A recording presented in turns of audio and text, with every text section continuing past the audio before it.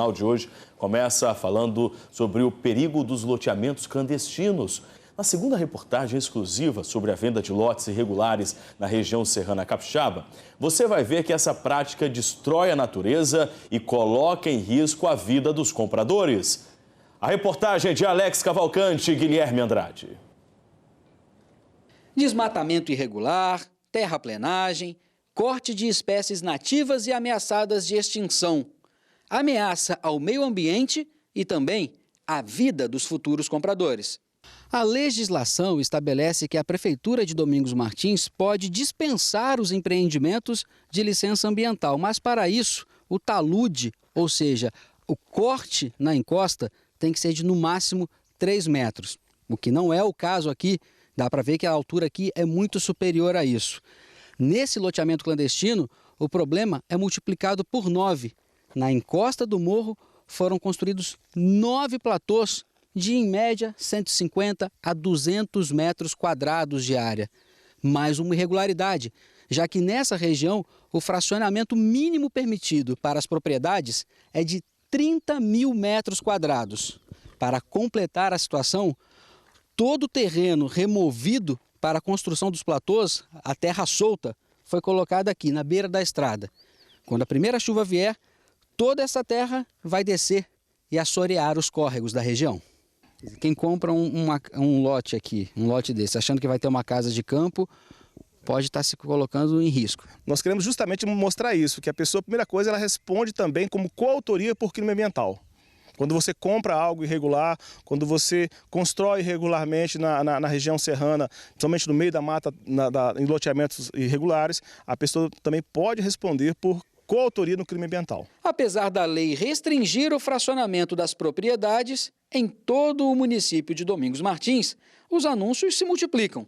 Ligamos para um destes vendedores. Sem constrangimento, ele explica que o negócio é baseado apenas em recibos. O terreno não é meu, entendeu? É do colega meu. Ele está pedindo 75. 75 mil. Isso. Porque você não tem escritura aqui, né? Não. Chácaras é... Aqui é tudo no contratinho de compra e venda, aquele contratinho... Isso aí. Beleza, está querendo 75 mil. Isso, para dar escritura só 30 mil metros.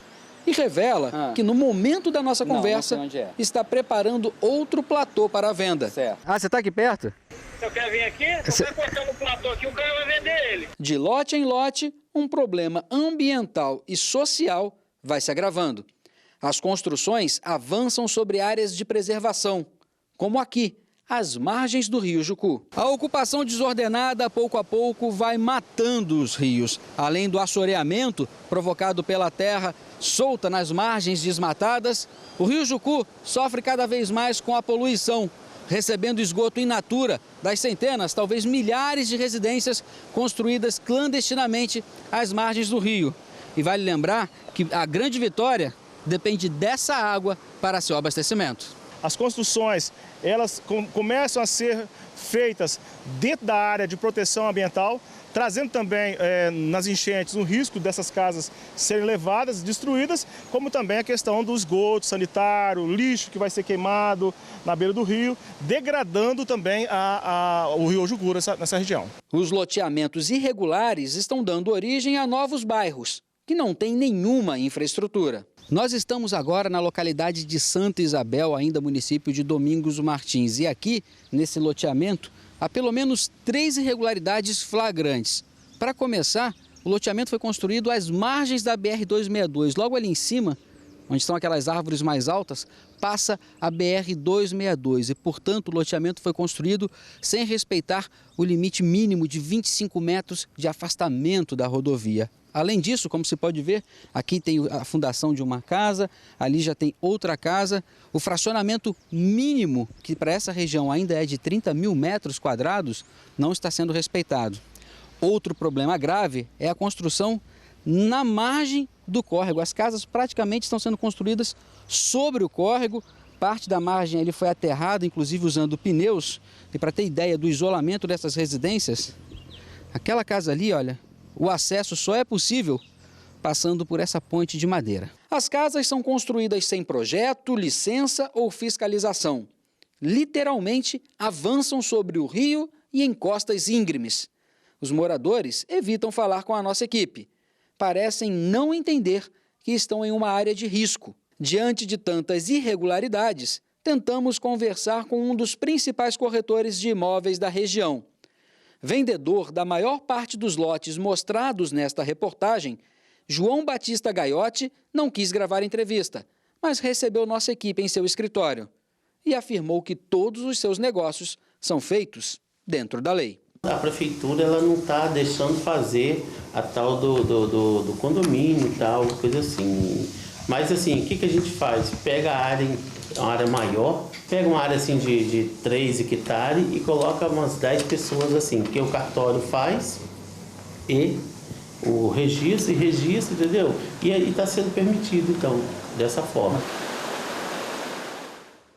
É, a assessoria do IDAF, que é o Instituto de Defesa Agropecuária e Florestal, informou que muitas pessoas compram o imóvel acreditando que a autorização para a derrubada de árvores e outras formas de vegetação está previamente concedida ali pelo órgão, o que não ocorre na maioria das vezes. A consequência pode ser multa e até mesmo interdição da obra. Já o IEMA, que é o Instituto Estadual de Meio Ambiente, informou que a questão do ordenamento territorial é de responsabilidade municipal, conforme está previsto pelo PDM lá da região. Sobre a construção próxima à rodovia federal, o DENIT informou que, constatada a invasão da faixa que é de domínio, a construção, por exemplo, que está irregular. E aí o procedimento adotado, nesse caso, é a notificação do proprietário para que ele possa fazer a desocupação desse local e até mesmo a paralisação desta obra. Nós também procuramos a Prefeitura de Domingos Martins, que informou que os casos em desacordo com as leis ambientais são autuados via autos de embargo e multa. Os casos que não são passíveis de regularização, ou seja, é um terreno que não conseguiria ser regularizado, aí sim, os proprietários são intimados a apresentar um projeto de recuperação daquela área que foi degradada, isso atendendo à legislação pertinente. Veja só, muita gente acha que o carimbo do cartório no documento de compra e venda torna esse negócio aí legal. Mas o presidente da Associação dos Notários Registradores do Espírito Santo, ele explica: o tabelião apenas reconhece a assinatura que está no documento. O tabelião de notas, ao reconhecer a firma, nem sempre ele tem condições de avaliar a legalidade do imóvel que é objeto do contrato, muito menos se o vendedor tem poderes para vender, se tem alguma indisponibilidade, algum bloqueio judicial. A menos que a parte peça expressamente ao tabelião de notas que analise o conteúdo e ofereça ao tabelião documentos do imóvel, certidão do registro do imóvel, o tabelião não vai poder fazer nada a não ser atestar a semelhança da assinatura.